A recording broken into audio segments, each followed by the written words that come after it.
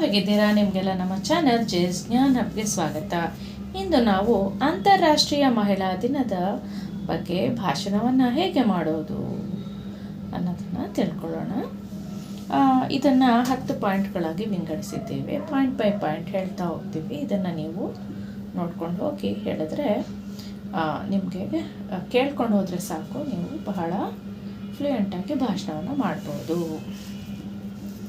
ಎಲ್ಲರಿಗೂ ನಮಸ್ಕಾರಗಳು. ಇಂದು ನಾವೆಲ್ಲರೂ ಆಚರಿಸುತ್ತಿರುವುದು ಅಂತಾರಾಷ್ಟ್ರೀಯ ಮಹಿಳಾ ದಿನ. 2. ಪ್ರತಿ ವರ್ಷ ಮಾರ್ಚ್ 8ರಂದು ವಿಶ್ವದಾದ್ಯಂತ ಮಹಿಳಾ ದಿನವನ್ನು ಆಚರಿಸಲಾಗುತ್ತದೆ. 3.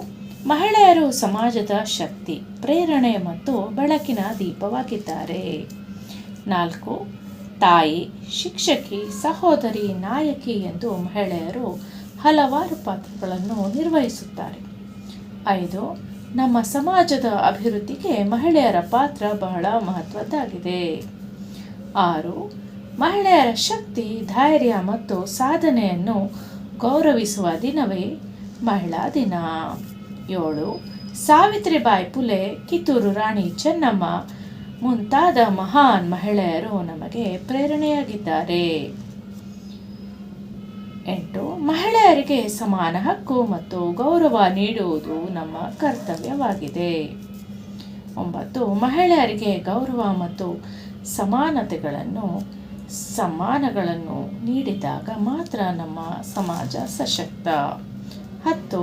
ಎಲ್ಲ ಮಹಿಳೆಯರಿಗೂ ಅಂತಾರಾಷ್ಟ್ರೀಯ ಮಹಿಳಾ ದಿನದ ಹಾರ್ದಿಕ ಶುಭಾಶಯಗಳು.